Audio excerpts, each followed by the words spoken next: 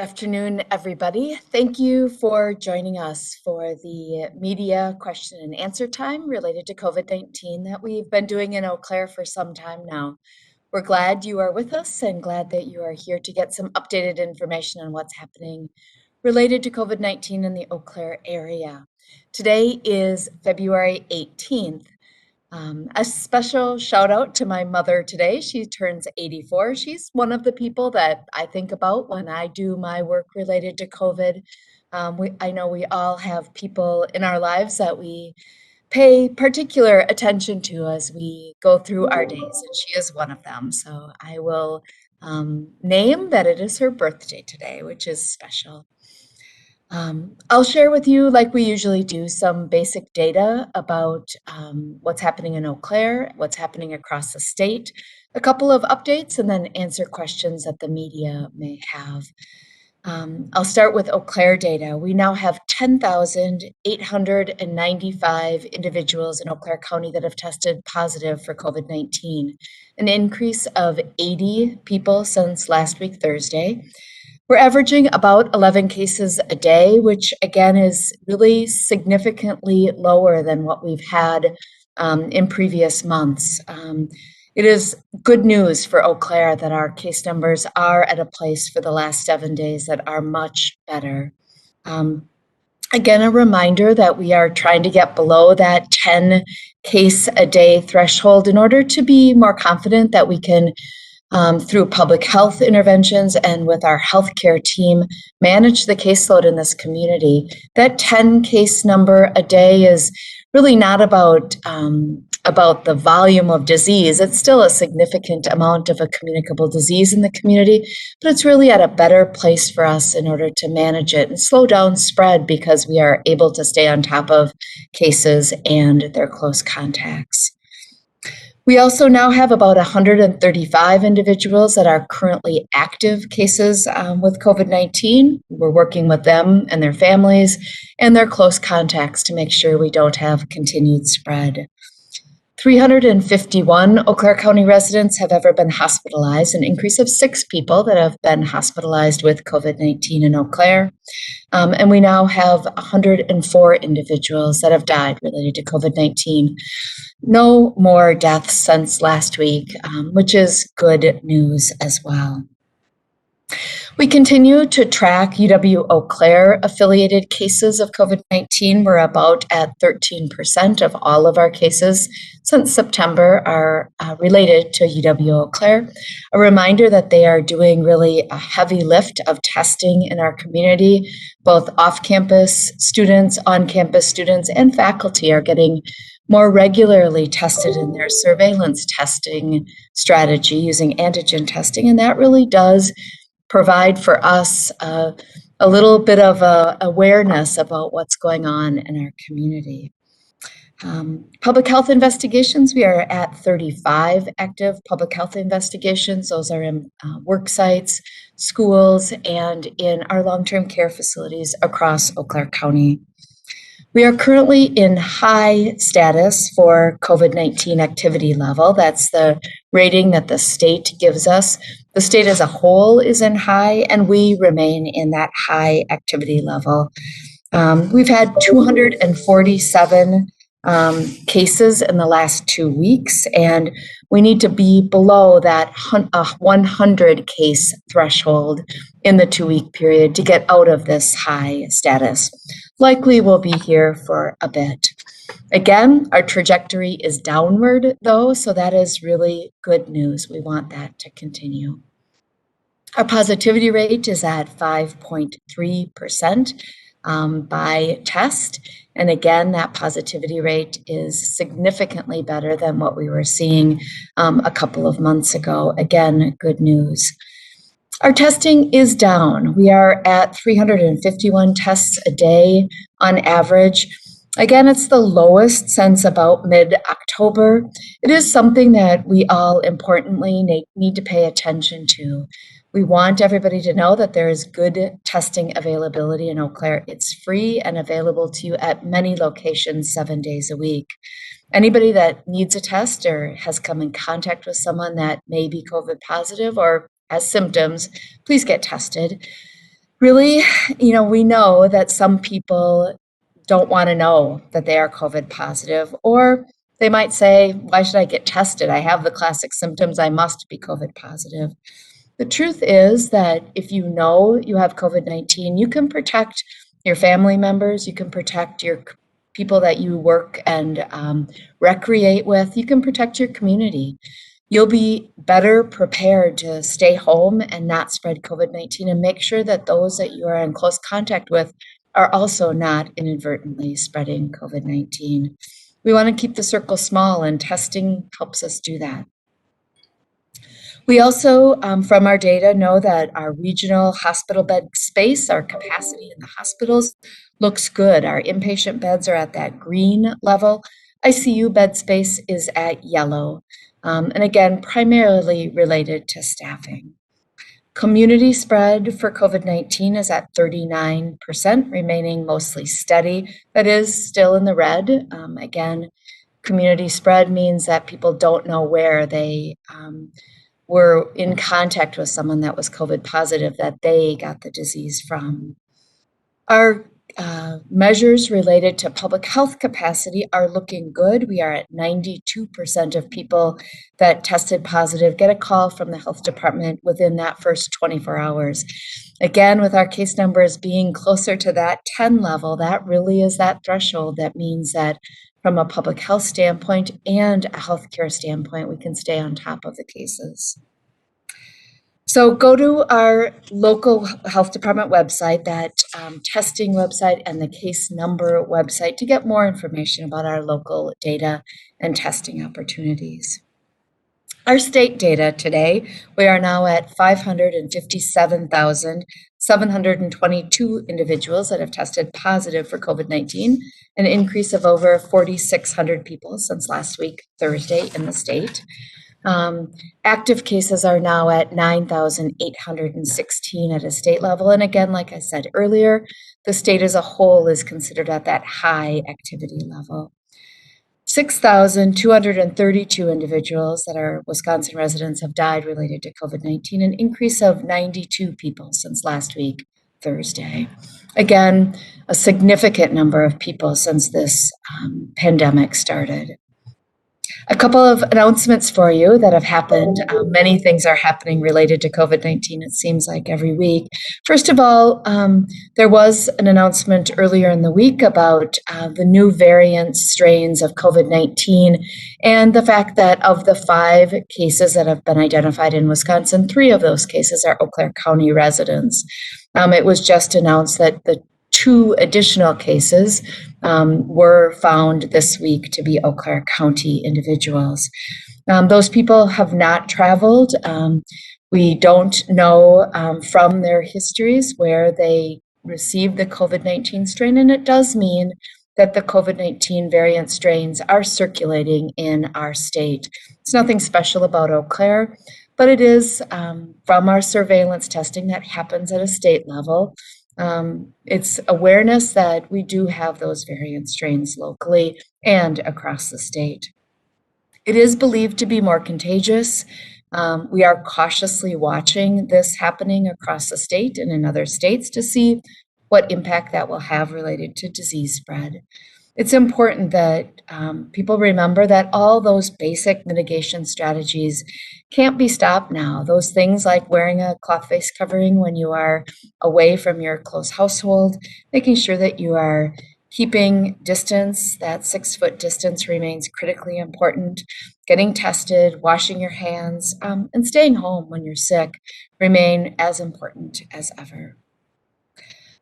A few reminders about vaccine. Again, vaccine remains limited in the state and across the nation. The state is getting a allocation every week into the state that doesn't meet the demand that all the vaccinators are asking for statewide, including our local health department and other vaccinators in Eau Claire County. We continue to partner with all of the Eau Claire County vaccinators. That Chippewa Valley vaccination group meets weekly. We work together to see what gaps there are to support one another and making sure that the right information is available in a readily available source on our website for people to get appointments for vaccine. We work together to make sure that those eligible populations know that they are eligible and get information out to them. It's important that there is easy access to vaccine for everybody in this community. And part of our challenge for everybody is that while we have a lot of capacity, a lot of ability to have appointments, we don't have enough vaccine yet to make sure that we can get it to everybody that needs it. It is also important that you work with us. Be patient, and we know that's hard. Make sure that you are talking to your providers. If you are someone that's connected to a healthcare provider, they do have appointments for those eligible individuals right now, but they are limited. Make sure that if you make an appointment that you keep it. We want to make sure that if you can't make your appointment, that we open it up to someone else. And really important that we not have no-show appointments, no-shows across our community. We want to make sure that all the appointments are filled and everybody shows up. If you can't make it, please connect and make sure that people know that someone else can use your spot. We are hopeful that the FDA will approve moving forward with additional vaccine types coming up really by the end of this month. We are hopeful that, for example, the Johnson & Johnson one-dose vaccine will go through the process that's required in order to be available more publicly. When and if that happens, that will be good news for Eau Claire and communities across the U.S. We are making progress, though, in this community, and we really commend all the vaccinators here that are working hard to get vaccines in arms. In Eau Claire County, 23,625 total doses have been given. That's an increase of almost 5,000 from last week when we talked. And 15,839 people have at least one dose in. Again, about 15% of our population has at least one dose of vaccine.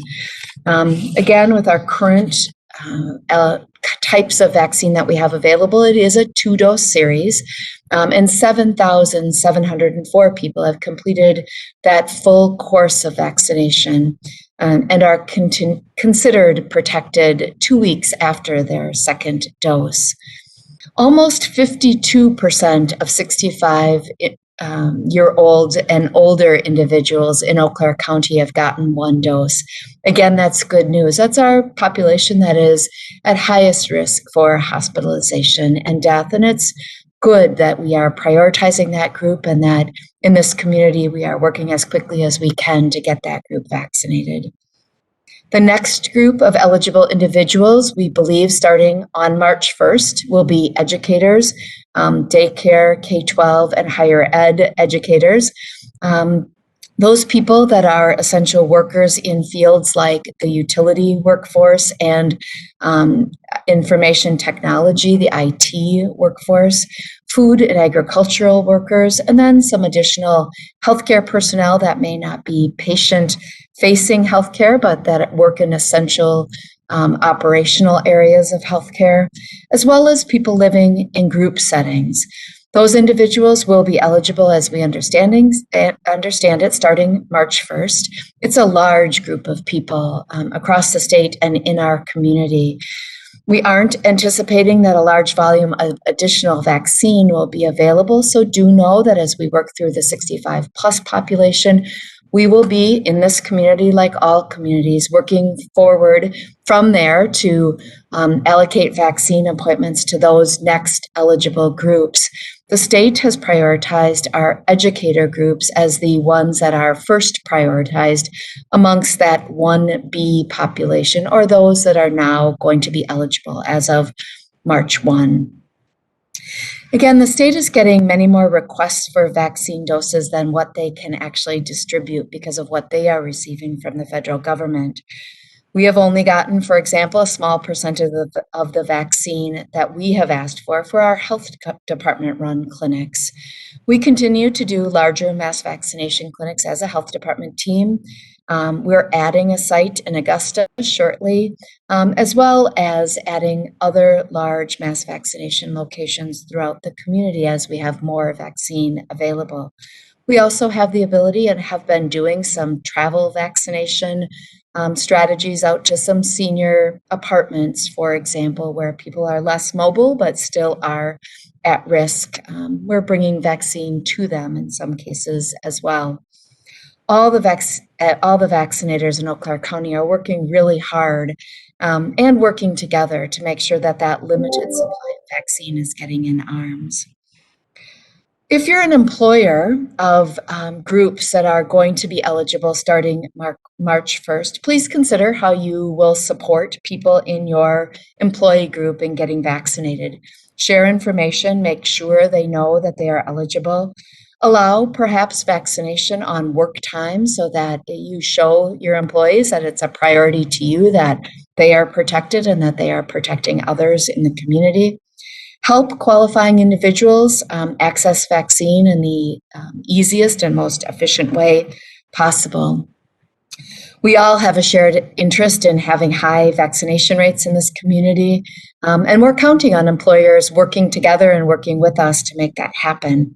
We don't want another wave of disease to happen in this community.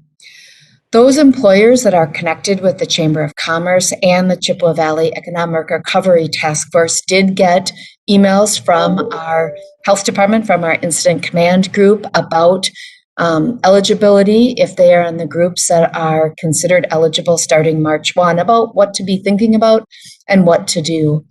If you have not received that email and you would like to know more about what you should be doing or could be doing as an employer, please connect to our COVID-19 Eau Claire website and look at the Chippewa Valley Economic Recovery Task Force information. You can review those materials and you can connect to those groups by going to our webpage. If you have questions, you can certainly always call our COVID call center number, and that number is 715-831-7425. If you're eligible for a vaccine now, if you are in that 65 and older age group, if you are considered a healthcare worker or a law enforcement professional, those that are currently eligible right now, you can find appointments for the vaccinators across Eau Claire County on our COVID-19 website as well. You go to the vaccine appointment button and you will see drop-down information with all of the different healthcare providers and the health department, as well as Walgreens that are providing vaccine to the public in Eau Claire County. If you know someone that's eligible and may have challenges with accessing information on the web or web-based appointment systems, please reach out and help them. We also have available assistance on the phone through our call center line or through the Aging and Disability Resource Center. We want to make sure that people that have barriers to accessing appointments really have support in making appointments and get in. The state today announced a new software that soon will be available for appointment scheduling. We right now use an appointment scheduling system locally, but we will be moving to the state scheduling system when that is available sometime after March 1st. We'll have more information about that, but it will be available broadly to individuals to make appointments for COVID-19 vaccination clinics across the state, but also in Eau Claire. You can look at our vaccination webpage to get more information about this when it's available. So I do have a couple of questions that came in advance from the media, and I'll answer those. And then if there are additional questions, please certainly put those in chat, and I'm sure Audrey will help me by sharing those when we get to that point. The first question is, what are some key takeaways from the CDC's recommendations related to schools opening? CDC came out with guidance a little bit more than a week ago, I believe, on school openings, and it has gotten a considerable amount of attention, both locally and across the U.S. But what should parents know? What are the takeaways from that? So some key takeaways for everybody to hear is that what the health department has been recommending and what schools across Eau Claire County have been doing is what is in the guidance from CDC related to schools being open to the fullest extent possible, given the spread of disease locally. All communities across the US, or most of them at this point, still are in that higher transmission status. We are glad that our numbers are starting to come down, and we are hoping to be moving out of that. But do know that the CDC framework for being considered in high disease transmission is 10 or is fewer than 10 cases in a 7-day period. So really, we will have to be at 1 or 2 cases a day to be out of that more concerning place with COVID-19 in order to really not have anything more than just general recommendations for basic disease spread.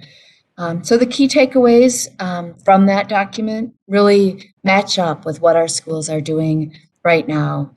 Parents need to know that schools and the health department are really working hard to make sure that students can learn in the best possible environment. That means that it's safe related to COVID, but it's also really leaning in as hard as possible to getting them in person as much as they can be. Part of the process for the CDC recommendations is also vaccinating of our educators. And it's why the state has prioritized educators in that first line starting March 1st, and why in this community we are also prioritizing that starting right away March 1st. As we get vaccine here locally, we will be working with vaccinators and working very closely with schools to get shots in arms. We have plans in place for our K-12 education system, as well as our childcare system and our those that are working in higher education. The next question is related to how does COVID-19 outlook look for Eau Claire, and how does that impact school districts in using the CDC guidelines? Again, there's no single metric that either CDC or the health department has used related to COVID-19 for school plans. It's really related to the basic mitigation strategies. So wearing a mask, staying 6 feet apart, making sure people that are staying home when they're sick and staying home if they are COVID cases or close contacts. We really pay attention primarily to those strategies. We also rely on those additional metrics related to disease spread that we talked about earlier. School leadership are tracking those metrics. They're also looking at things like, do they have faculty and staff regularly available to teach that aren't out because of COVID-19? And they're looking at vaccination rates as we start being able to vaccinate. All of those will be part of what we pay attention to as we're moving forward. We do know cases are lower in our community, and that makes it easier to have the conversations about school and about teaching in person, which is really positive for all of us. We have been recommending to schools that they prioritize classroom-based activities, and we hope they also continue to do that. It's really important that kids are in school having an education. We know that the after-school activities are also important, but critically important that education is received as much as possible in person as we can be. Again, the CDC guidance, in order to consider only having recommendations related to 6 feet and face mask use and other strategies, really only happens when we are at 10 cases, fewer than 10 cases in a 7-day period. So we have a ways to go for that, but we know that the schools are working hard to decrease risk by all the things that they are doing. The next question is related to how we are hearing from the federal government, from Dr. Fauci and the Biden administration, about really aiming to have widespread vaccination by the beginning of June. We are also sharing that hope. We think we can get it done if we have vaccine available. We don't think there's any problem with getting it done by the beginning of June, but it's really very much dependent on volume of vaccine available. if we only get a small number of doses a week, it will be impossible to vaccinate the really close to 80,000 people in this community that will be eligible. Again, we have about 86,000 people over the age of 16 in Eau Claire right now. The vaccines are licensed for those that are older than the age of 16. We have about 7,500 people, 7,700 people that have gotten fully vaccinated already. So we have remaining about 78,000 people to vaccinate. Depending on the type of vaccine we have available and how quickly we get it, it's a math problem. We are confident in Eau Claire we can get to done if we have vaccine. It's really about 5,200 first doses a week in those kind of 15 weeks through mid-June. And we can easily do that in this community. We have that capacity. A one-dose vaccine makes it even easier to get done. Again, we only have to have contact with those 78,000 people once in order to get that vaccine in. A report from New England Journal of Medicine is related to the next question, asking, should we stop giving a second dose? Should we just try and get a first dose into as many people as possible? It is a strategy that we are seeing in other countries. In the US right now and in Wisconsin, we do continue to follow the recommendations that are the ACIP recommendations. That's the governing body at a national level that really provides recommendations on immunization broadly in the US. They are continuing with the evidence-based approach of a 2-dose series being the best. And right now, that is the strategy that in the US we are employing. We are certainly watching that, and we will see where that goes in the next number of months. We additionally had a question about the 50% of Eau Claire County residents that are over the age of 65 that have gotten at least one dose. Is that faster than what we were expecting? We are ahead of the state average for 65 plus being vaccinated. So Eau Claire County is doing well. We are also doing well compared to neighboring counties.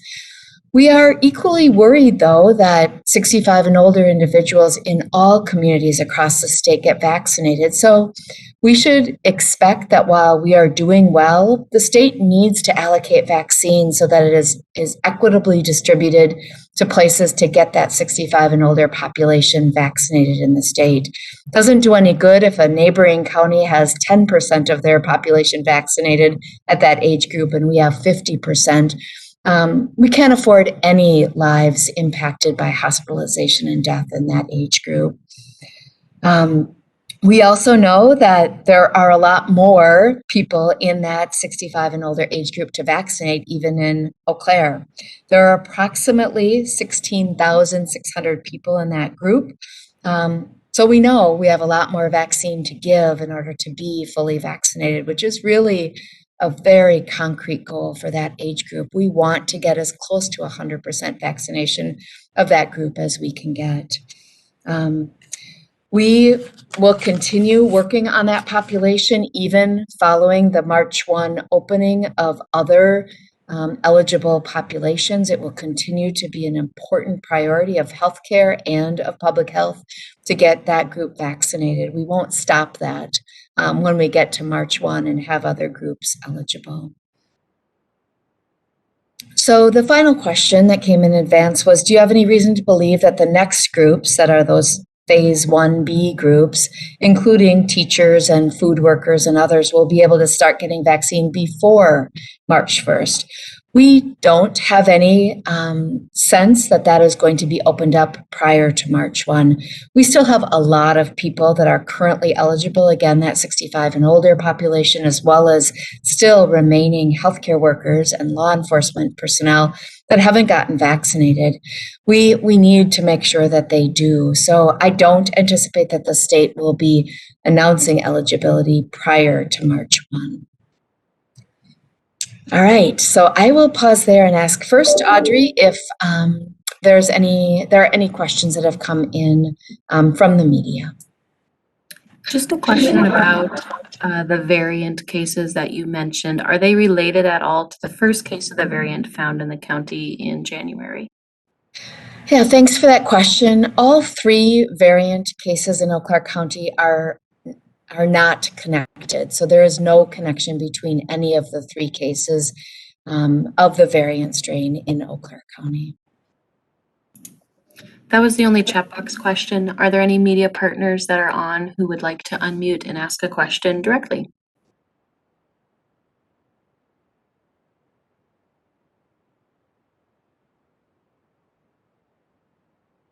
All right. Again, a couple quick reminders. First of all, thanks for joining us.